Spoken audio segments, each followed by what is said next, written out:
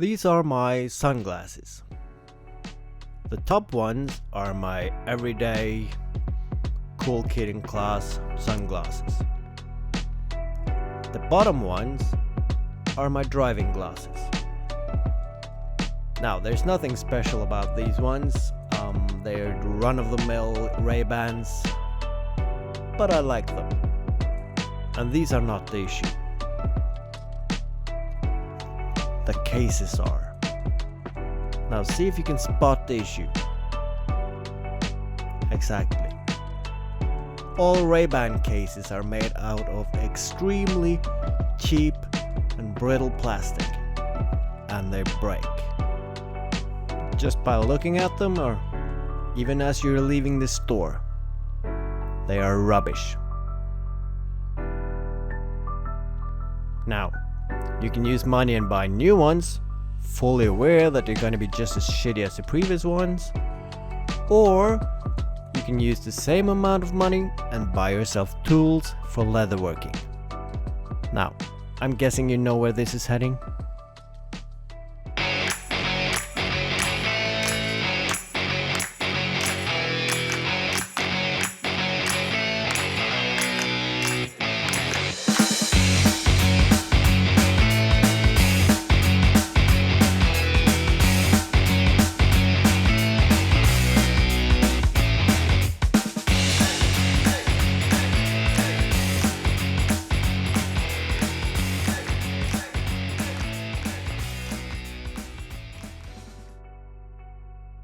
Since the old cases are already ruined, I'm gonna disassemble them and use them as templates for the new casings.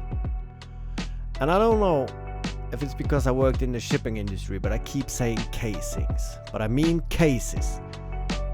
But even that is a stupid word. I mean, it's not a case, this is not CSI. The Norwegian word, etui, is a lot better.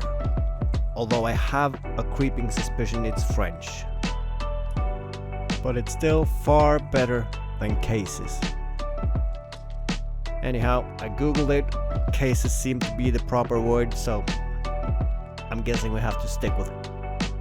But I don't like it. And there we have it.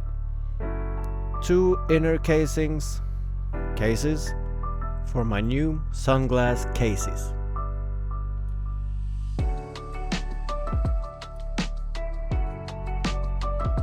Here's the leather. Now, I made a book several years ago. And before you get ahead of yourself, I made a book. I didn't write a book, I made a book. And the reason was I needed a big ass leather bound notebook. And it turns out those cost an arm and a leg. So I thought, how hard could it be? And turns out, not hard at all. All you need is some leather, some needles, some thread, some glue, and a couple of scissors, and a lot of paper. And that's it. Now, here you can see me trying out the second template just to verify it has the same dimensions. Because it might have been awkward at a later stage if it wasn't. Now you may have noticed that I'm not cutting even close to the line here. And that's because it's the first time I'm doing this. And it's a lot easier to trim away excess material than adding at a later stage.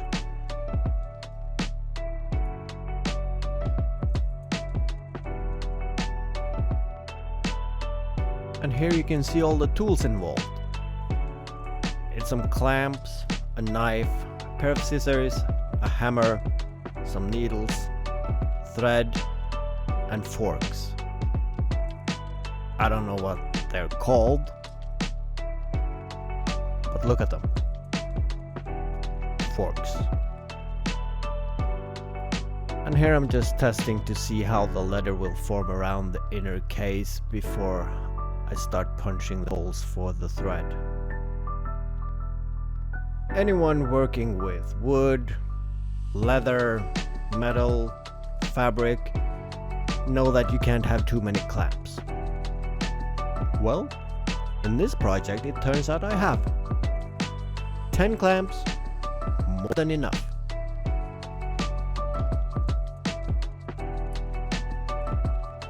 According to people who actually know what they're doing, you're supposed to have at least twice the length of thread, length of your stitching.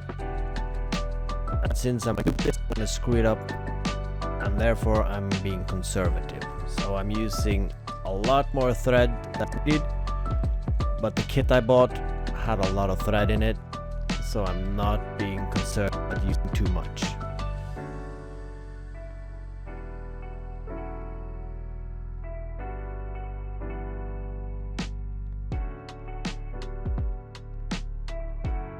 This must not be mistaken for being an instructional video, because I don't have the faintest idea what I'm doing here. But I saw someone on YouTube putting the needle through the thread a couple of times, making an S shape, as you can see here.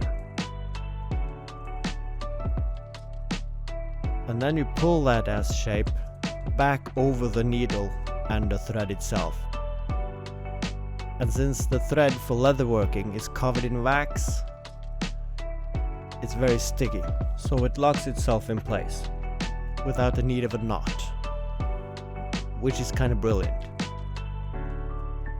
Leather as a material is very forgiving to work with. As you see here, when you remove the clamps, it sort of keeps its shape, which makes it easier for me to use the fork to hammer the holes for the stitches. To begin with, I just punched 4 holes on each side. That would help the entire case to keep its shape while I did the rest of the stitching. Now I have no idea if that made any sense at all, but I had the gap in the voiceover, so I just spoke. I also just realized that I start almost every sentence with now, which is gonna haunt me for the rest of this video. And you as well. Sorry for that.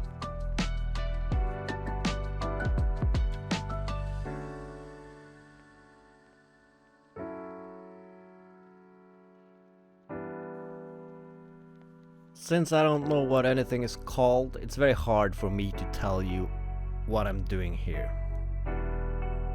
I would just say I'm sewing. And I'm frequently using the inner case from the original case to make sure everything comes together nicely. And that's a lot of cases. Why couldn't they find a better word? I mean, you've seen the Oxford English Dictionary, right? It's huge. It's humongous. Now I did a Google search for synonyms. There's a lot of them, but none that match what we're doing here. Ply, predicament, event, investigation, as I said earlier, exploration, inquest, inspection, happening, patient, lawsuit, action, suit, cause, trial, argument, apology. That's a lot of words, but not a single good one for a case for sunglasses. Rubbish. Now I'm just gonna leave you listening to the ambient music for a while. I did pay for it, so might as well put it to good use.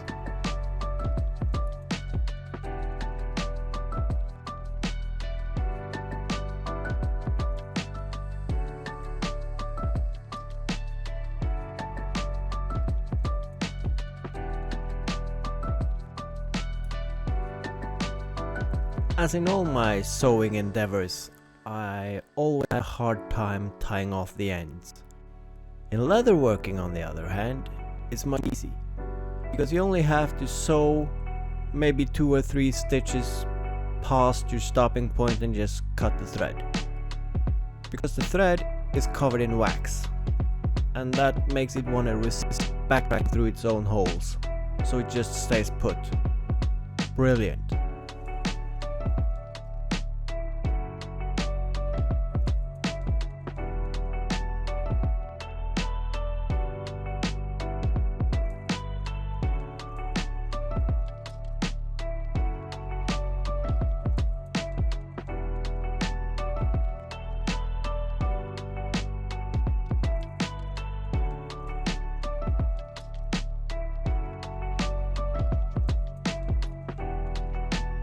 There you have it, the finished outer casing. Now it just needs some fitting, some glue, and a closing mechanism. I've opted for a magnet closing on this one, as opposed to the push bottom closing on the original. Which means I had to do some modifications to the hole in the inner casing.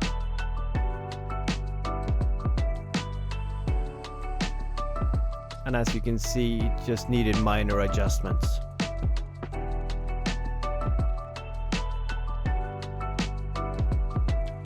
I went with a regular fridge magnet and turns out works like a charm.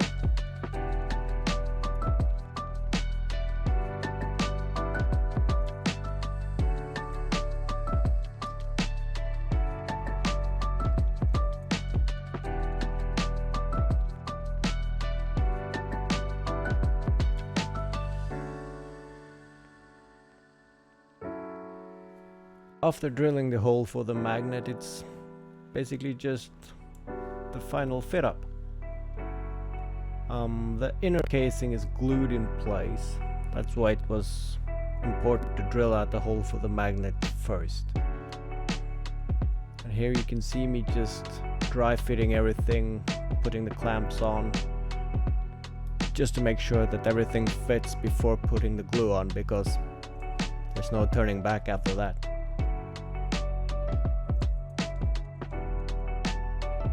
This leather is a bit more thick than the original, so it needs a bit of adjustment in the corners to get a nice round over.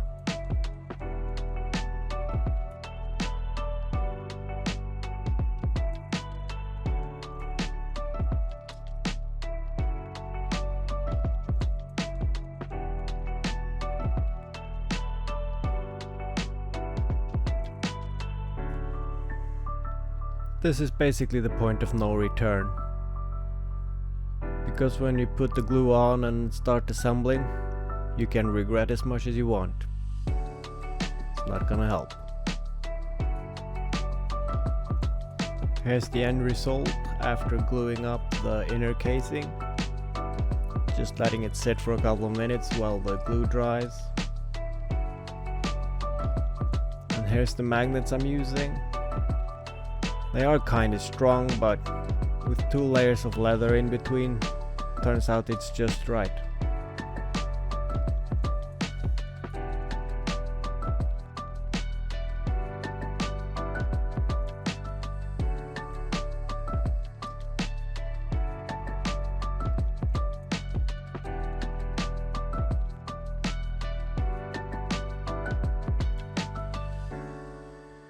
Here I'm using a flashlight to make the small circle that's gonna keep the magnet in place.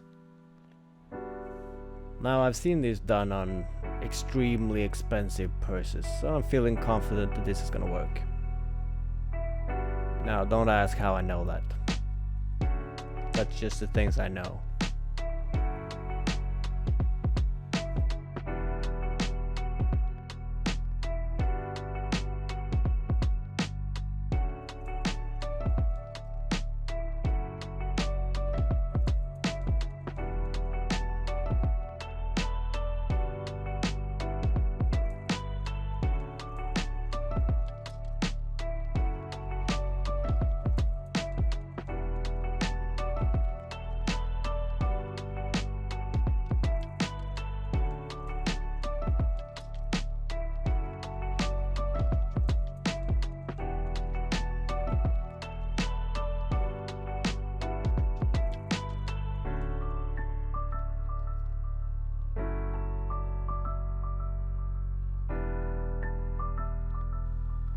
To keep the magnet in place, I'm just using a scrap leather piece and gluing it in place.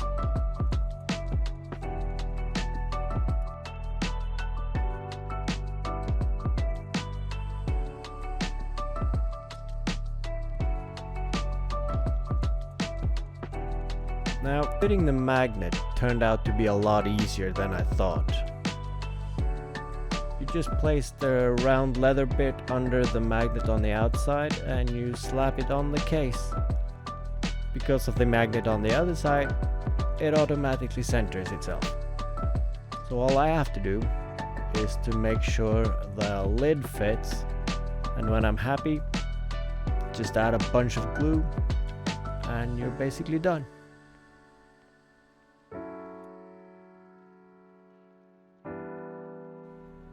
The glue that I'm using here is just regular plain white school glue. Turns out that's the best glue for leatherworking. It's cheap, it's durable, it doesn't dry out and become brittle.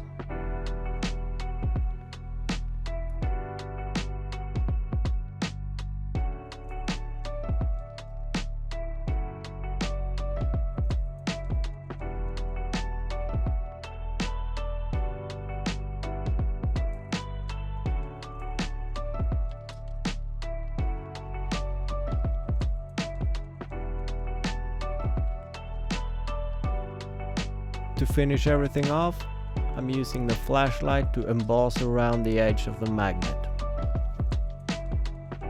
Turned out really good.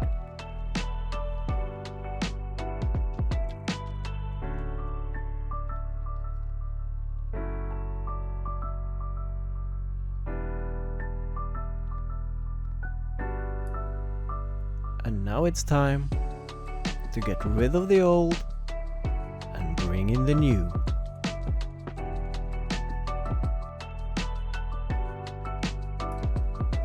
Now, to be honest, although I do like the contrast between the light thread and the dark leather, it really is unforgiving on your stitch work. I tried a darker thread on the second one, and it's really more forgiving. But you can't deny, this one looks way better. And the nice thing about leather is, the more you use it, the more you scratch it, the more you ding it, the better it's gonna look. And these cases are gonna outlast the sunglasses by years. On the second one, you can see I used a different kind of closing mechanism. This is the kind you get store-bought. And although it works perfectly, it doesn't allow the lid to sit as flush as on the other one. But still, I think they came out really nice.